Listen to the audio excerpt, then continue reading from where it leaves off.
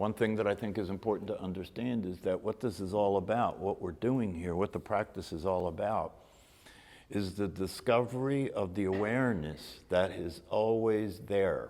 The discovery of the awareness that is where you are, that is always there, that has always been there, that will always be there.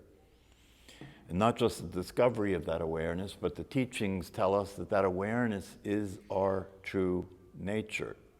It's what we are. And I say it's what we are, not who we are, because the awareness that is what we are is not a person. It's not personal. The awareness is just there. It just is. It doesn't have a form. It doesn't have a shape. It doesn't have a name. It doesn't exist in time. It is. One of the teachers calls it isness. Muji calls it isness. And so the practice of meditation is a practice where you're paying attention in such a way and eliminating the noise of thinking and eliminating the fact that thinking occupies your attention all the time. It's constantly going between thinking and emotions and physical sensations. There's so much activity going on all the time that this awareness that is always there, because of the fact that it's formless, it's like a movie screen that the movie's playing on, right? You don't see the screen, you see the movie. And so your attention is taken by what's happening, what's moving, you know. And we're oriented that way because we consider what's happening, what's moving to be reality, to be life, to be real. And we consider the identity that we take ourselves to be actual, that we really are that identity.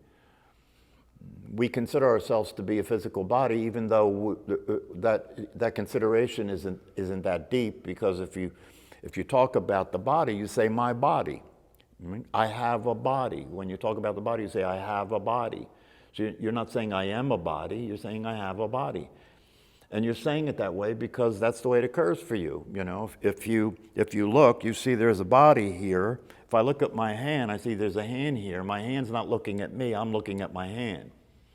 So it's my hand, my arm, my body, my heart, my lungs, you know, my feet. It's like a possession, right? It's something that, now we identify with it, right? Because we think we're in here somewhere. And so this must be my body, and I am in my body, and I'm looking out through my eyes, and I'm hearing through these ears, and that allows me to participate in the world out there, separate from me. Yeah, so in the practice of meditation, we're coming out of that understanding, and we're coming out of that viewpoint, and the teachings tell us that that understanding and that viewpoint is actually not reality, it is an appearance. It's not real, it's not actual, it just appears to be real. It's an appearance. It shows up that way. But the reality of who we are, the awareness itself, is not an appearance. Appearances occur in it, but it itself is not an appearance, right? So the reality that we are, the awareness that we are, is not an appearance, it's actual. It is real, it is alive, it is energy. It is not just something that is an appearance. It's not something that comes and goes. Everything else comes and goes. Everything is subject to impermanence. Everything's constantly changing. And that's what's got our attention all the time. And so the idea that we're not aware of the awareness is understandable because we have been oriented to ignore it. We have been oriented to believe that we are a body and we're a personality and there is the world, and and so we're operating in that, and we have been oriented to believe that there's a voice in our head, but that voice is me, and I'm thinking, and I'm using thinking, and I'm using logic, and I'm using reason, and I'm using thinking as a way of functioning in the world. So that's the story. But through meditation and through the teachings, you begin to come to an understanding that this story is a story. It is not actual. It is not the way things actually are. And this becomes very important because it explains why things happen the way they do. If things aren't actually the way they appear to be, it explains why things happen the way they do. Right? If it's not true that I am a personality, And if it is true that the awareness that is my actual nature can look at the personality instead of be it, right? If that's the case, it's possible for the awareness to look at the personality and not be it, and then realize that I am not that personality, and that personality is conditioned, and it will behave accordingly. It'll behave as a reactive identity. It'll behave based on past experience. And so we're discovering that this is good news that that's not what I am, because if I start to wake up and see the truth, if I start to wake up and see things as they are, I will start to see there's a workability that's involved in being effective and living my life that's not available to me when I use thinking and I use my past experience to understand what's going on. There's a lot of unworkability that occurs when I use my thinking, my past experience, to deal with what's going on, because what's happening is the brain is using your past experience to try and replicate something close enough to what's happening so that the way you behave in relationship to what's happening will work. But it doesn't. It doesn't a lot of the time. Some of the time it does, just like some of the time it does, but a lot of the time it doesn't, because what happened in the past is not a match for what's happening in the present. And a lot of the time what's happening in the present, actually all the time what's happening in the present, is brand new. It hasn't happened before. Even if what happened before is a facsimile, even if what happened before is similar, it's still not exactly the same. And so if you're using that database and that's what you're using to behave and to understand what's going on right now, you'll be missing the mark a lot. And when you miss the mark, there will be consequences. People will get upset. You'll get upset. Okay? So this discovery is very, very important, because you're discovering the possibility of having what you really want. You're discovering the possibility of being happy. You're discovering the possibility of being peaceful. You're discovering the possibility of having a workable life and being satisfied. And that's what you're after. That's what everybody's living for. That's what everybody's chasing. So these teachings and practices tell us that's available. That's available, but it's only available if you wake up and stop being who you think you are and start experiencing your true nature, and learn how to relax the nervous system and calm the mind so you can see things as they are, so you can see things the way they're really happening instead of what you think about it. And if you start making that transition, you'll be able to respond to your life and respond to what's happening in a way that's effective, and then the consequences go down, and what you want to experience and what you want to happen goes up. And so that's how this works.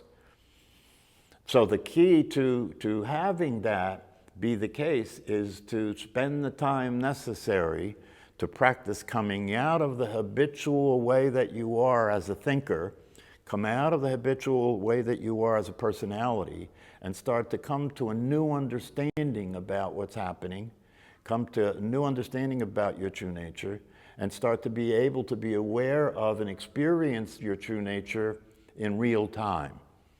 That's the fulfillment of the possibility that this is, to experience your actual nature in real time, so that you know the difference between what you think, you know the difference between the patterns of your personality and what's actually happening. And if you can see the difference between what you think and what your patterns are and what's actually happening, when what you think and the patterns are not a good fit for what's actually happening, you stop following it. You stop doing what doesn't work, hoping that it's going to change. You know, that's the definition of insanity, right? To keep doing the same thing and hoping that someday it produces a different result. So one of the things that I would recommend, especially to those of you who are relatively new to the class, there are teachers who have developed kind of processes, kind of experiments or processes that you can do that will help you to get free from all the baggage that's in the way of seeing your true nature as awareness. And one of those things is called the invitation. People who have been coming to the class for a while are aware of the invitation. The invitation was written by Muji. Muji is a Jamaican spiritual teacher who lives in Portugal now. But he's actually a good spiritual teacher. He teaches this teaching. And he has a particular approach to it that is related to the devotional practices that are practiced a lot in India. He loves that stuff. But he's speaking the truth. And this guided meditation, if you want to call it that, called The Invitation, is available online. So I recommend that you look it up. Google The Invitation by Mooji, and it'll come up. And you can play it and listen to it. It's a guided meditation. And it's very useful because if you listen to it and you follow what he's guiding you to do, he's asking you through this process to put aside what you think, to put aside what you feel, to put aside everything that you normally consider to be the environment, the mental environment, the experiential environment that you're living your life in, to put all that aside until there's nothing left, right? And then to notice that there is still awareness there. You know, I'm not doing it justice by explaining it. You have to really go through the process to get how it works, but it does work if you follow it and you can experience it. Same thing with Douglas Harding's work. You know, Richard Lang, who teaches Douglas Harding's Headless Way, is another way that you can experience the direct experience of awareness itself. So that's what we're up to here, is experiencing the truth. What we're up to is experiencing what's actually happening, experiencing who you actually are. And over time, if you come out of your indoctrination, if you start to come out of your conditioning, it'll still be there for your use, right? It'll still be there for your use, but it won't get as much use at all after you're awake, because a lot of it is useless. A lot of it really doesn't work. And so when you wake up, you know the difference, and you can start to experience workability. And you can start to experience a magical mystery reality, And the magical mystery reality is that the happiness, satisfaction, well-being, and peace that we all want is always available at all times, because it is the nature of the awareness that is your true nature. It's available at all times because it is the nature of the awareness that is your true nature. And if you practice these practices and teachings, then as you go through life and the inevitable things happen, right? The inevitable things happen, you're going to get old and die, right? Inevitable. Between now and then, anything can happen. It's unpredictable. You don't know how long your body's going to last, because you're all subject to accidents. You're all subject to pandemics, if you haven't noticed yet. You know, you're all subject to all kinds of things that can take you out, including your heart simply stopping. That happens too. So that's one of the reasons that I say, don't make the big mistake. Don't make the mistake that most human beings are making, which is believing they have time. That is a major mistake. You do not have any time to waste. You don't have time to think that you'll get this in the next 15, 20, or 30 years. That's a big mistake. You know, the way they talk about this in the East, they say you should be practicing meditation like your hair's on fire. You should be practicing meditation like you're going to die tomorrow. That's how you should practice meditation. A lot of times when Mooji's teaching and people come up to ask him questions and talk to him, and you know, they're always saying the same thing. You know, I understand what you're saying, but I'm not experiencing it. Please help me. Always saying the same thing.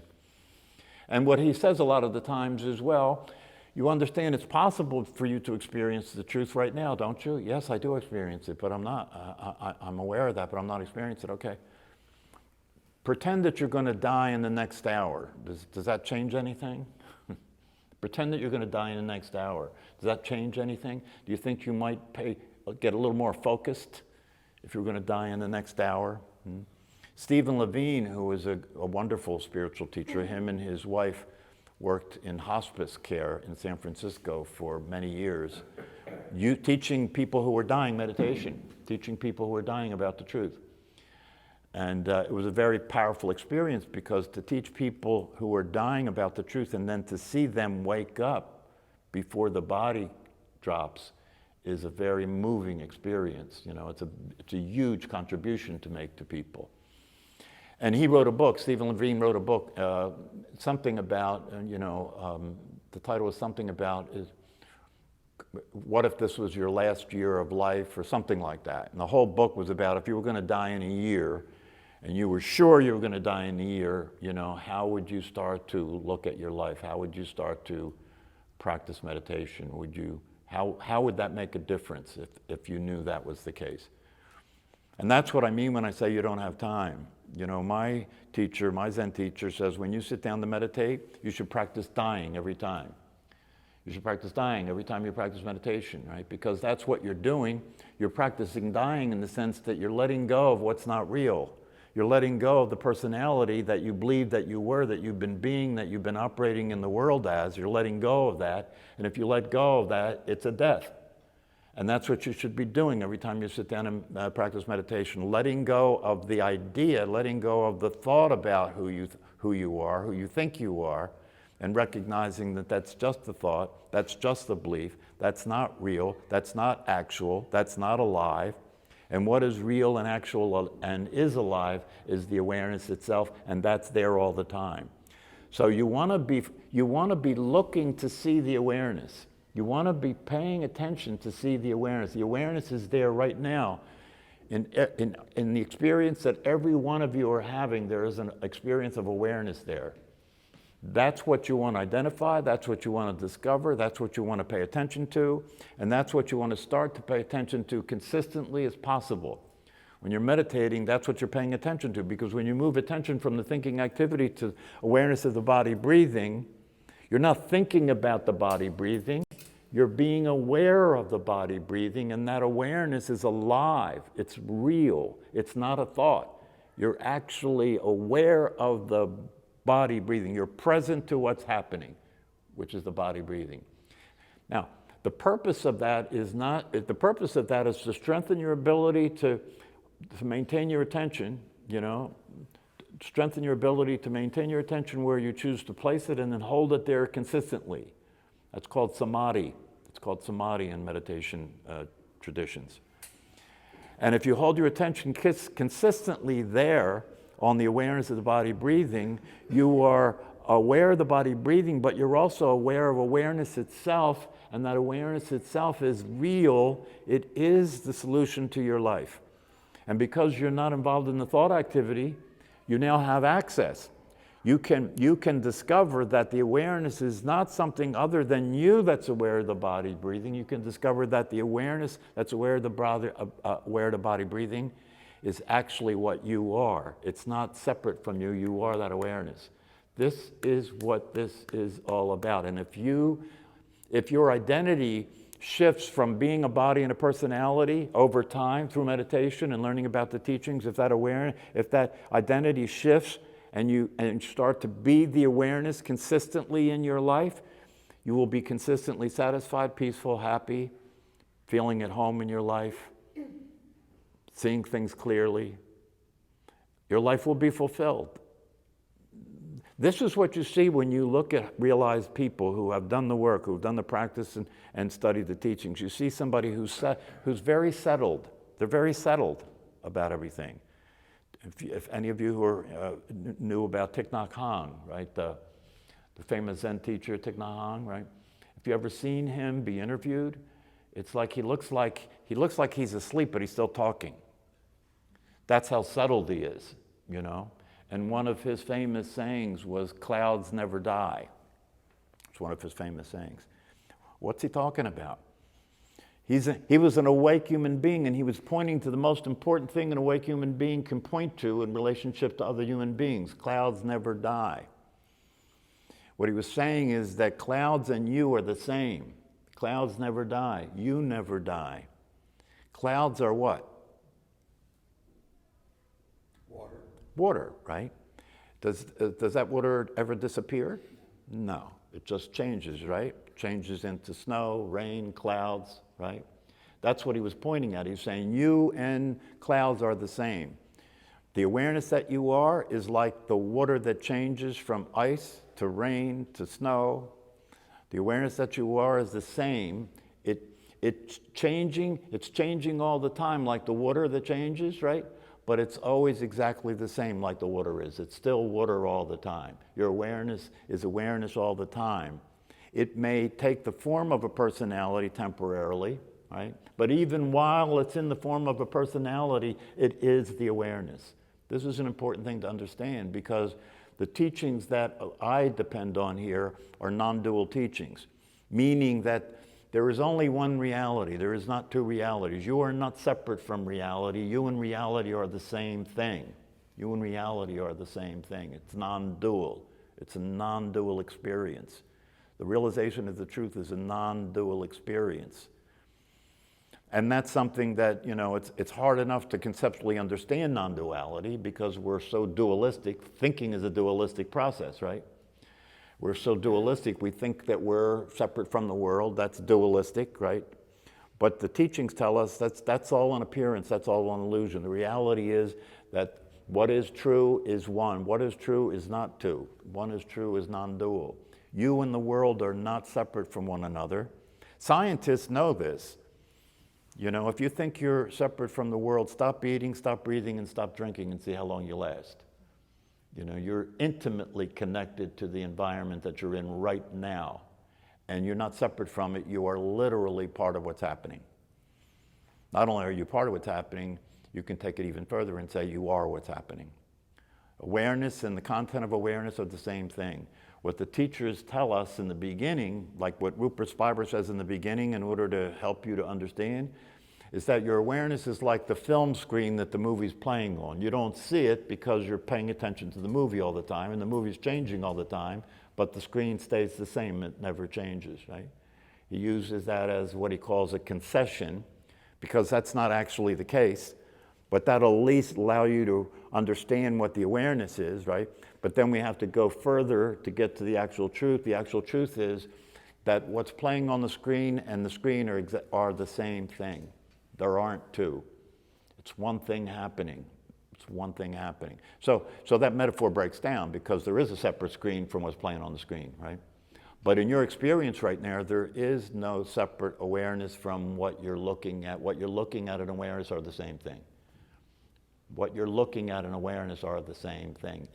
This is awareness appearing as this room. That's what this is. And you are awareness appearing as this body. And they're not separate, and they're not two.